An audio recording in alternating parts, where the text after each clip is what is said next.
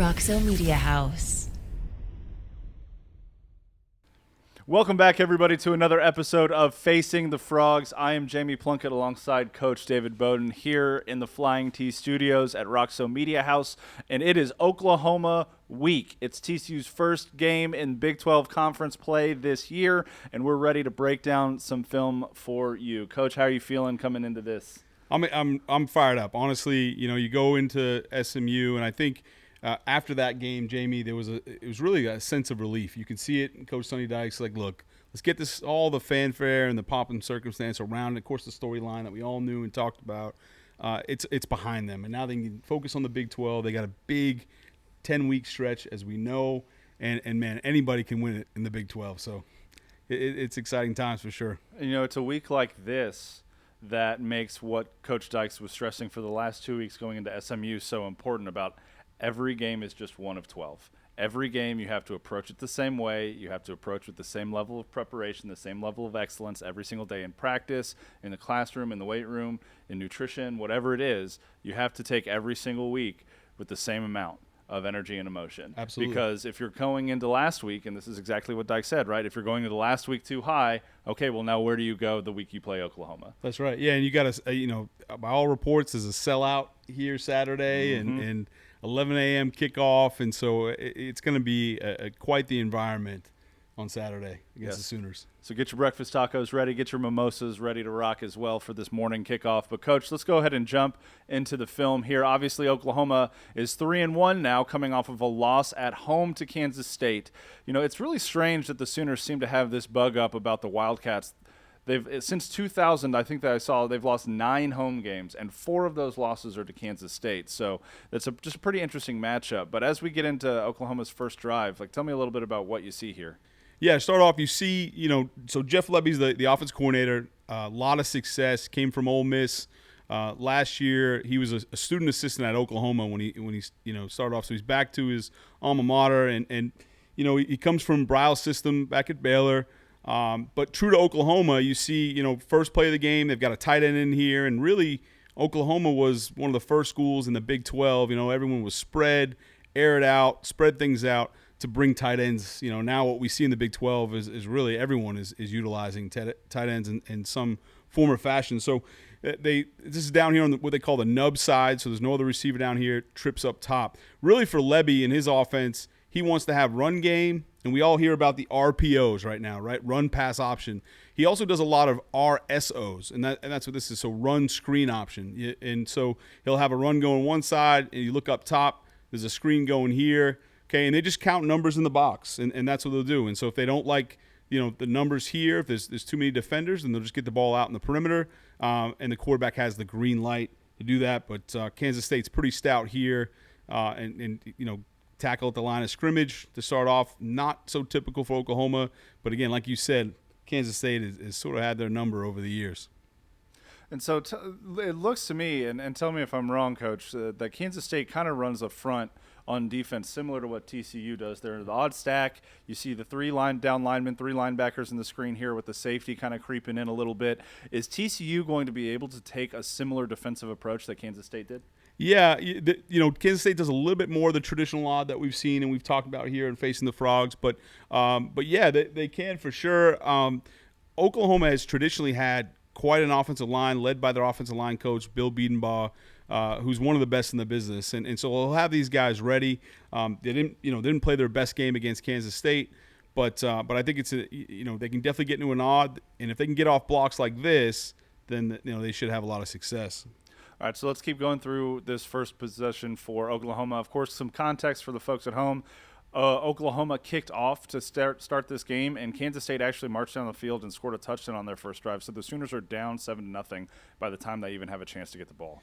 Yeah, you'll see, first look at drop back for their new quarterback this year, Dylan Gabriel. So he came over after 3 record-setting years at UCF. So, and really there's some history there. So Venables loves him, but Jeff Lebby, we talked about earlier, was the offensive coordinator at UCF. He recruited Gabriel out of high school, out of Mililani High School out in Hawaii, which is one of the top programs in that state, and they love him. He's a guy who's about 6 foot, but he's gritty, and by all accounts, everyone says he's a tremendous leader. Sort of stays even keel, doesn't get too high, too low, and so he's been successful. So they want to get him a rhythm here, just to start off. Obviously, like you said, they're down right now. They didn't have success on play 1, so now it's 2nd and 10, and they just want to go into a drop back. And so what they do here with the tight end again in the game, another nub formation, trips wide. You'll see a lot of these plus splits. We'll talk a little bit about that as the drive goes on, but that is one thing out of that Briles system that they're known for, right? They'll have guys line up right on the sideline, and what that does is allow things to declare, which we've talked about, and so that helps with that. But on here, you'll see just a natural pick or a rub route here, so the linebacker can't get over the top. And then one thing Lebby will do, and you saw this at Ole Miss quite a bit, is utilize his running backs out of the backfield. And so that's what you see here. Get him the ball, get in, get out, and pick up a quick first down. All right, Coach, so as we take a look at the end zone view here, you've said a couple times now it's a nub formation. Does that simply mean that the tight end is the only eligible person on that on one side or the other of the line? That's exactly right. It means so there's no one flanked out outside of him. Everybody on that side is attached to the formation. So, if there was a wing here, even though there's 2 players, that would still be a nub formation. So there's no receivers outside of them split out. All right, Coach, so we've got 1st and 10 for the Sooners here, and they throw it out to the right. Again, using, like you said, the running backs in the passing game. What do we see on this play? Yeah, the one thing you're going to see is you're going to start to see, different looks, different formations, and he's going to show, Jeff Lebby's going to show a lot of eye candy. But right here, they just want to give him the ball. This is essentially just a sweep, right? They're just running. You might as well just toss it out here. There's no different, and everyone's blocking outside. They're cutting up front, but up on the perimeter, it's like outside zone. But it's just a toss play, as if you would just pitch it to them, and they're running tempo. You see that tempo that Oklahoma's utilized in the past, but certainly Lebby has been part of that all the way through in a tempo offense, and so that's going to be challenging again. Once again, you can see the referee here just setting the ball. He's holding him. Of course, if there's any personnel changes, they have to hold them up, to make sure they can't snap it. But that's the one thing that Lebby does really well, Jamie, is running different formations in different sets with the same personnel, which doesn't allow for the defense to substitute. They're given a lot of different looks, right? So they're presenting things in a different way through different formations, okay, multiple formations. What TCU has to keep in mind, because at the end of the day, you can go in all kinds of formations, but the 3 things you need to look at, if you're Joe Gillespie in that defense, is distribution, okay, so regardless of the formation, how many on this side, how many on this side, right, how many receivers, how many running backs, where's the running back lined up, that sort of thing. So distribution, regardless of the formation. Splits, because that'll tell you a lot, whether he's tight split, we talked about plus splits earlier, and then spacing, right? How are guys getting lined up in spacing, that kind of thing. If you can focus on those 3 things, then that really helps you out, with a Jeff Lebby run offense, because then you're not focusing on all the trying to memorize, okay, on this formation we need to align this way and so on. And so if you just focus on distribution, spacing, and splits, I think that's something that they can definitely have to pay attention to this week for sure.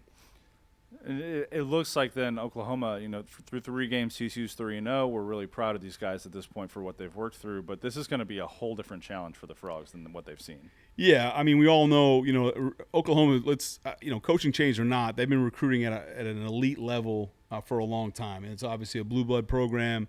Recruiting has been off the charts, especially offensively for Oklahoma, and a lot of those same players are there. Obviously, that quarterback change who went out to Los Angeles, but yes, there's no question that it's ramped up. We're not, once again, all due respect to Tarleton State that we saw last home game, this is a much different animal.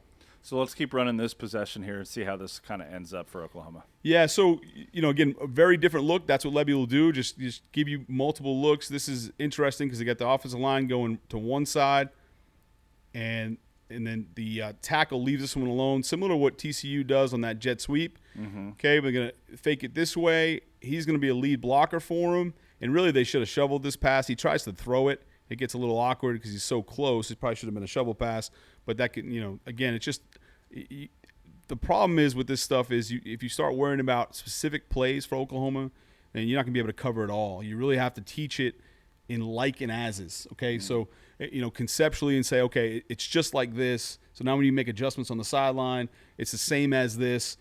Because if you start to match play for play, there's just too much in the arsenal. But when you break it down into concepts and then teach the defense in like and ases, I think you have a much better chance on Saturday. I've had the chance to talk to Joe Gillespie a couple times about installing his defense and how he goes about it, because one of his main goals is to keep his guys thinking less and reacting more, so it makes them just a hair faster. They can get to the ball a little bit quicker. It's clear through 3 games that we've seen some of that, but also TCU still maybe working through some of the kind of more basic aspects of the scheme itself. What, outside of just like and as style kind of teaching for this game, can Gillespie do to help his guys react a little bit faster on the field? Yeah, I think they have to, just continue to instill the confidence in confirming what they're seeing, right? Mm-hmm. You see a little bit of some hesitation, especially, the safeties in the secondary. You can almost see it, like they know what they're supposed to do. They align right, and all of a sudden, a step to the right or a step to the left with a little bit of hesitation. Obviously, it's a game of inches, as we all know. It's so cliche, but it's true. And so just be confident. Go out there and play. Because you said, he does a great job allowing these guys to be the football players and the athletes that they are. And so I think it's just reinstilling the same things, Jamie, and not, this isn't a time for panic. They're 3-0. Certainly some things to work on. But you just want to keep harping on the same thing so they can have that confidence, so they can there's no hesitation. I think that's the biggest thing. Awesome. Let's keep running. Yeah, so here you see on the top, you see sort of a mini smash concept up top to kind of hold those guys, and then a deep over by their motion receiver. And again, this is a pretty basic concept, but you get a little bit of eye candy here, right? And then you run this guy on the deep over, and again, it's just another way to get to the same kind of play, right? They've shown this earlier in the year, but it was out of a different look, and that's why for TCU you got to make sure that you're just teaching concepts and not worry about all the different looks you're going to see on Saturday. And this play is saved really by the defensive lineman who gets his hands up, right? Because the receiver has a step on the guy covering him. No, you're absolutely right. Yeah, no, that's for sure. And then one of the things I want to note on the end zone here is you see the running back step up in pass protection, and he gets involved, and so it's that's a little bit different for Jeff Lebby. It's one thing I noticed that a lot of times in the past he's been kind of a free release the back 5-man protection.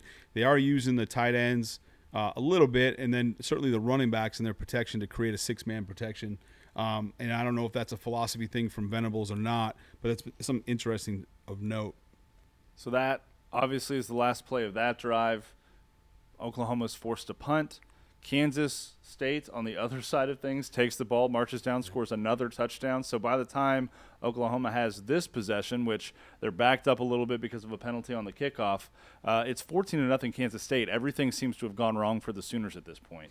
Yeah, it has, and uncharacteristics. They're at home. It's you haven't seen that from Oklahoma yet this year. I mean, obviously the week before they put a thumping on a Nebraska team. They were flying high, and so it was surprising to see that.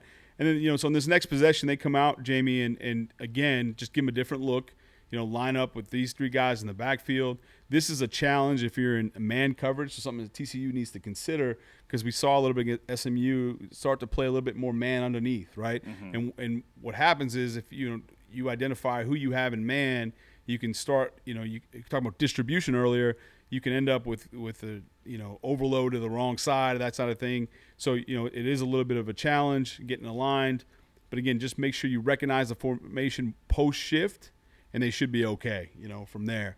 But, Jamie, here's a look at that plus split again, right? They have all 3 guys out on the numbers, and it goes back to, now, okay, we know where this guy is, right? Is he going to go out and play those strips? Yeah, he is. That cleans up the box. Again, Coach Lebby's been big on this. Just make sure that, look, all of a sudden I've got a 3-1 box, right? 3 down linemen, 1 linebacker, and so it makes sense here that they end up going to just a quarterback draw.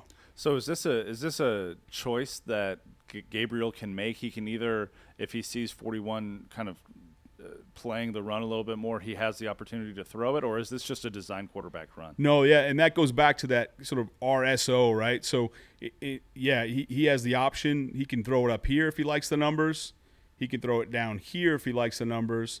Or if the defense spreads out in both directions out here and we end up with a 3-1 box, then he'll just take it and quarterback sneak. So he puts a lot on the quarterback. It's for Levy and Gabriel, they obviously have a relationship and prior history, and so they're able to do a lot of this stuff early in the season because it's not exactly a new quarterback for him. And again, we talk about how some of these play designs they look good on paper, and they are effective, at least on the last play of their first possession of getting guys open, but Kansas State's defensive line looks like it's just being really disruptive on these first two possessions. There's no question. Again, surprising for an Oklahoma offensive line, but they do a really good job. Kansas State does a really good job using their hands, getting off blocks because, this is favorable, right? You got 5-on-4 right That's there. right, exactly. So, again, it's playing your technique, certainly something that Coach McFarland's been working on with those guys. We saw it all camp, shooting their hands. We were able to see that from TCU. So I think they can have a big night if they continue to play this way and, play the way they have and do some of the similar things that Kansas State is able to execute here. All right, so let's keep running this and see what Oklahoma tries to do. They're kind of got their backs to the wall right now. Yeah, they sure do. And so, again, another nub formation. This time it's a tight end and a wing. So they've now created a 4-man surface to this side. So, again, distribution, right? They've got to figure out, this now creates another gap, to this side. So the defense has to adjust. They've shown both things. I know in the Colorado game, on Dissecting the Frogs, we talked about how they shift their linebackers and oftentimes their defensive line to help with that 4-man surface. They do a really good job. TCU will be prepared for that. And then here it's just a counter play, one that it's interesting because the worlds are sort of colliding here. Jamie, you've seen this is a huge play for Oklahoma and Lincoln Riley over the years. Mm-hmm. It's also a big play for Jeff Lebby. He's back at Oklahoma, and we just see it again, right? So he backs against the wall, and when that happens, coaches tend to go to things, fall back on things they're really comfortable with. And here you see the GT counter that they go with here. They have some, have some trouble though, but this is a staple play in this offense. So based on what we've seen so far, obviously there's a lot of variance in formation, a lot of opportunity to get the ball in different guys' hands. But it seems like Oklahoma's offensive line has created problems for this offense. Is there an opportunity for guys like Dylan Horton and Dominic Williams to be disruptors in this game? Absolutely, yeah. They've got to be physical. And the good thing is for TCU here is that they have the capability, right? We've seen it, through 3 games so far. They've disrupted a lot, and they've done it without a ton of movement. We expect a lot of movement from this defense, but really they've done it in one-on-one matchups, and so that's encouraging. You're exactly right. And I think one of the final point here on this play is that Kansas State does a nice job. I want to watch this safety here. He inserts himself, becomes the extra hat. He knows he has no run through here. It's that nub side again, so there's no receiver that releases. So he comes down, and TCU safeties have to be able to do that in the run game. It's a 4-man surface, so you need the extra hat somewhere on defense. Kansas State does a great job here, and you'll see it. And even though he gets blocked and blows, he ends up blowing it up anyhow. But had he not, that frees up another linebacker to scrape over the top. And that's a guy, on TCU's defense, Millard Bradford, who that's his bread and butter from that strong safety position. He's so capable of crashing down, helping against the run. We've seen that through 3 games this year. He's got a whole highlight reel of doing that over his career. And so that's definitely an opportunity for him to get involved. Yeah, for sure. It's that sort of hybrid safety outside linebacker type that he's perfect, perfectly suited for. And so I'm excited to see that as well on Saturday. All right, so what does Oklahoma do now that they're facing 3rd and long? Yeah, 3rd and long here. They go to this is all throughout college football right now. You'll see this play. It's called mesh rail. And so the mesh comes here, and you'll see it kind of play out between these two. and then the rail route is the running back. So the running back's going to run this rail route down here. So if it was man-to-man coverage underneath, which it's not, okay, it would automatically go to the running back. All right, what they're trying to do in that case is this linebacker for K-State, and I know TCU is watching this film right now, and you notice how he'll get over the top of this stuff so he doesn't get picked by this one. So now this is off. So you can see Dylan Gabriel's not even looking this way because he knows it's not man, so there's no alert there. So what he does is he really wants to throw this out. That's where his eyes go first because he knows he has a soft corner. Really smart quarterback, understands that. K-State does a great job here, okay, of taking this defender here, this nickel player, and getting underneath so he can't throw that route. So we'll take ahead and take a look. He does a great job getting to the flat in a hurry. He's flattening out and gets his eyes back to the quarterback. Then now Gabriel has to transition. And by then, look, it didn't go to the running back. It didn't go here. He tried to throw the in-breaking route. He comes back down here. You're just out of rhythm at that point. And so, tremendous job by K-State in coverage and understanding how to get to their spots and their landmarks on the field. Also pat and read. And this is something that TCU, if they can do that, then even a quarterback, experienced quarterback like Gabriel, they can get him out of rhythm. All right, Coach. Well, that's really helpful and insightful. We're going to take a look at Oklahoma on the defensive side of the ball. Kansas State did a great job on these first few drives, so we're going to see what was challenging about Oklahoma, talk about how maybe TCU can get some of that same success that the Wildcats had. But first, we're going to take this quick break. Texas-based Happy Water offers the best-tasting, sugar-free kids drink ever made. Happy Water comes in 4 delicious flavors that you can find at local retailers and on Amazon. Each pouch contains 0 grams of sugar, 0 calories, and 0% juice.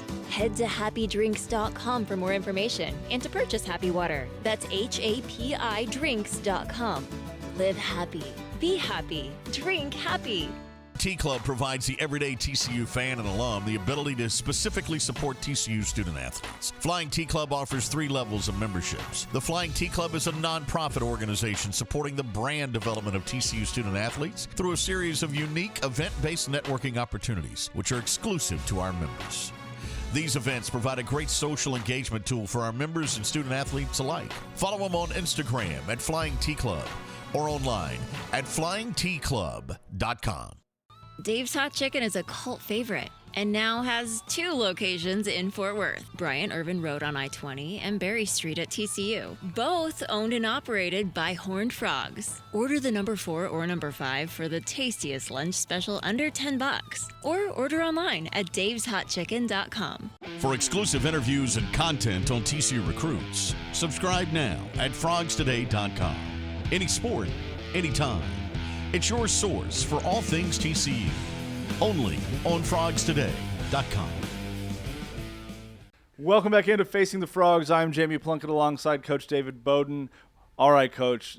Oklahoma on the defensive side of the ball. Obviously, new head coach Brent Venables coming in this year, a really successful defensive coordinator over at Clemson, helped Dabo Swinney and those teams win multiple national championships. But as we take a look at this offensive possession for Kansas State, tell me a little bit about just Brent Venables and his defensive philosophy in general. Yeah, he's a bit of a chameleon, right? So on defense, it's a game plan defense a lot of times. What I like about him is his willingness to try different things and think outside the box and not just get stuck in saying, hey, this is who we are no matter what, right? He's going to try and take away your strengths immediately and make you kind of play left-handed. And so for him, he's got a hybrid sort of 3-4, 4-3. His background going way back was a little bit more of the old college 4-3 style. But he'll always have, regardless of that, he has this guy, what they call the cheetah, right? And it's a hybrid safety linebacker, not used the same way, but similar to, we talked about, Bradford earlier, being that guy for TCU. He always has that one there where he can drop back, play on the roof, so to speak. So back here in coverage, he can blitz, he can play in underneath coverage. So he'll always have that guy on his defense. So that's something to keep an eye on for sure and know where he is. All right, Coach, so let's run some of these plays then, and let's just talk about what you see from Oklahoma's defense. Sure. So, this is similar here that you'll see TCU. They'll line up in these 4 eyes that we talk about all the time. you see this zero nose guard lineup right over the center. Okay, so that's going to present a challenge for TCU with all the zone they run. Remember, on the back side of that, this is the guy you really – so if the ball's going this way for TCU, you got to know, where this guy and how you're going to manage this, because he's already got leverage on this tackle, right? So you got to be really fast at tackle to try and scoop that thing, and that doesn't always happen, right? So that's something there, and you might want to go to some more gap run schemes because of that, with down blocks and pullers. So it'd be interesting to watch TCU and how they handle that. But the big thing you're going to see, Jamie, and as we run some of these plays, is continuous movement, from these guys. And so, you just see a ton of speed on the defense, especially at linebacker, for Oklahoma. So we talked last week about on Facing the Frogs going into SMU, maybe some slower reads at linebacker. I got to be honest, you don't see that here. I mean, you see some true speed, on the backside. That's Deshaun White is a guy from North Richland Hills, right up the road, from TCU, and he'll be fired up to play in this one for sure. So how, we obviously talked last week in Facing about how TCU could exploit those slower linebackers. How does a TCU offense maybe take advantage of that really fast first step, or how do you counter that? Yeah, I think a lot of misdirection, making sure, and TCU's done a really good job of this so far, but getting full flow one way, but getting the ball out on the other side, right? So you want to make sure that, because of that, if you have all these guys, fast flow, and they're reading fast flow, and you get the ball the other way, and obviously put them at a disadvantage. You see, though, they still do a pretty good job of the backside linebacker sort of hanging back for that reason. But that's something that you can do, and get them running. And then, they do a good job penetrating at the defensive line. So you got to think, certainly some screens, even some slow screens out of there to get them up the field and dump the ball behind them. All right, Coach, let's we've talked a lot about scheme, and we've talked about Venables' versatility here, but let's just run this play and run this series and see what happens. Sure. You see that here. Sort of cheetah position for them on a blitz. But the one thing they're doing, K-State here, they're getting the ball out fast. And that's something, certainly for the quarterback for TCU, with all the pressure, with all the movement, Jamie, you got to get rid of the football, right? You got to make sure that they're getting rid of the football on time, so you don't run into protection problems. I think Kansas State did a really good job in this game, just, catch and release, quick throws. Obviously didn't get the completion here, but again, it's a waste on this blitz, right? I mean, this guy starts running up, it has zero impact because he doesn't allow it to him just getting the ball out of his hands. So you'll see also some rotation. Again, not only movement up front, what we talked about, Jamie, but in the secondary. So you'll see this safety spin down and replace him. Now, one of the things pre-snap, for TCU is this linebacker, this cheetah that we talked about, is he capped off? Meaning, is there somebody behind him? Because, look, if this safety is not here, so let's say this safety's moved in the middle of the field, okay? He's over here. Then we know this linebacker can't blitz because there's no one to cover their slot receiver. So these are all clues that the offensive tackles are looking at, that your quarterbacks are looking at. So you want to make sure that these pre-snap keys are something you're paying attention to, so you can know where all some of these pressures are coming from. So Garrett Riley and Max Duggan are working through these pretty religiously all week then. That's exactly right. Yeah, it has to be doing that, and it'll be a big topic, I'm sure, on the sideline all Saturday. So on this next play then, what do you see? Right now, this is a movement. This one doesn't work out well for Oklahoma, but this is a run stunt, and the difference between the two, when you see a twist, Jamie, is look. So a lot of people don't twist on run downs, okay? And the reason for that is you can kind of get out gaps. Kind of like what happens here is you don't get a guy back in the gap fast enough. So on run stunts, it happens really fast. You'll see the two these guys, twist really fast. On passing downs, when they twist, it's a lot longer developing because you have the time as the quarterback's dropping back. And so here you'll see a run twist is a little bit better look, from the end zone, which we'll look at in a second. But again, this is just something that, get it in the quarterback's hands. This is true QB sweep lead. There's no option here at all. The running back gets in front of him. And this is smart by Kansas State. It's something that TCU needs to take a look at. Let's not get cute here. Let's not do too many things. We just take care of the football. Mm-hmm. Put the ball in a guy that you trust, right? Like a Max Duggan. And let's do some things, see what happens. And I think that's really smart by K-State. regardless of the outcome of this play, it's a solid gain, and they're able to take advantage of it. But you can see that twist I was talking about down here. But 31 for Oklahoma doesn't get over the top. He needs to get here. But the problem with some of that movement a lot of times is that, things like this can happen, right? The other thing I want to take notice of is, this linebacker here is what they call mugged up. He's a mug linebacker. He's standing on the line of scrimmage, and he's stemming around, okay? Again, giving the offense a bunch of different looks. The problem for Oklahoma, though, is as that happens, he's now misaligned, and he really needs to be getting over the top of that block. But, again, with all this movement, it's a little bit of it can present challenges. You can kind of get out of position just by all the movement.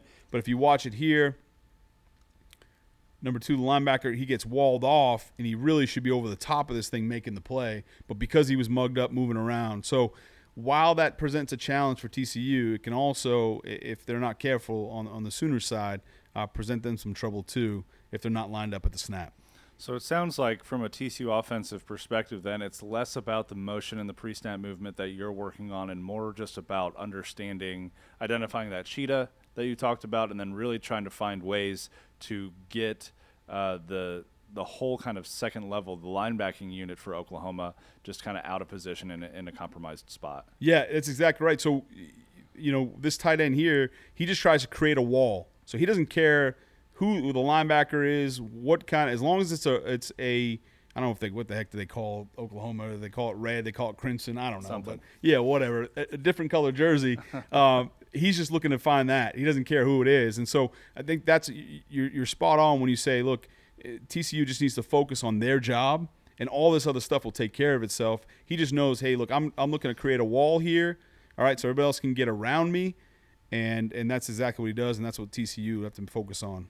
As we roll into the next play, this is kind of, again, just being chameleons. This is a 3-down front on the snap, and I just want to kind of take this right to the end zone because look, there's a lot of movement as we talked about. This is a great example, something really simple. They'll line up in that odd front again, that same exact odd front we saw on snap 1. Mm-hmm. So it's an odd front to start, but as soon as you see the snap, you'll see it creates a 4-down, right?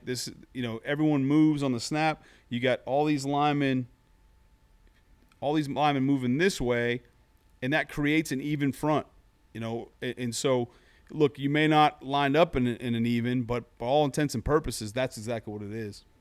Okay, so Kansas State has gotten a couple first downs on this drive. They're inside the Oklahoma 40 here now, which for those who read my quick look for SMU, and if you've read my quick look for Oklahoma at this point too, quality possessions are when you have a first down inside the opposing 40. So Kansas State has managed that at this point.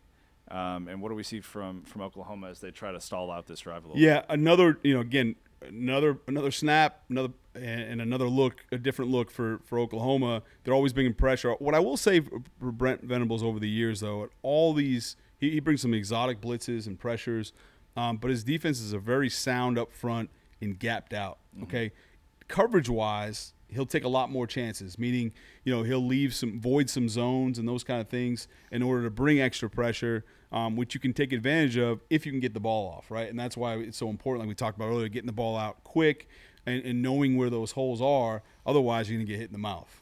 I think you bring that up, and that brings something up in my mind when, the last few times that TCU and Oklahoma have played the past few years, it feels like when Lincoln Riley was the head coach at OU, he was able to exploit some of that same exact thing in Gary Patterson's 4-2-5. Or am I off there? No, I don't think you're off at all. I mean, they obviously had some success with some big chunk plays down the field. Oklahoma did in the past, and so. No, I think there's something there, and you got to make sure that you time it right, though, right? It's sort of you're rolling the dice on both sides, and you just hope that it rolls in your favor if you're TCU. Let's hope TCU rolls a lot of lucky sevens. Yeah, there's no doubt. Saturday. And so, again, here you can just see another look. They're bringing a linebacker. On this one here, they're bringing 5. But, again, they're always gap sound. And so I just want to let this roll through so you can see it. But they're gapped out, makes a linebacker cut back. Really sound defensively. here at 77, this left defensive end, shooting his hands, but keeping his outside arm free on the backside. So you'll watch this here. I want to pay attention. Does a good job keeping his outside shoulder, outside arm free. So when it does cut back into him. And so really you got to make sure that you're just getting into the line of scrimmage. Sometimes at running back, you just need to drive for 5. It looks like so far, obviously Kansas State is having some success moving the ball down the field, but Oklahoma is doing a good job of getting their linemen in one-on-one opportunities to win their battle. Yeah, that's exactly right. And so not only is football about matchups, everyone thinks, Jamie, when you talk about matchups, it's like, okay, this receiver versus this cornerback. But as you just pointed out, you're also trying to create matchups up front. Who's going to be a better pass rusher versus, just kind of matching skills as you watch different offensive linemen.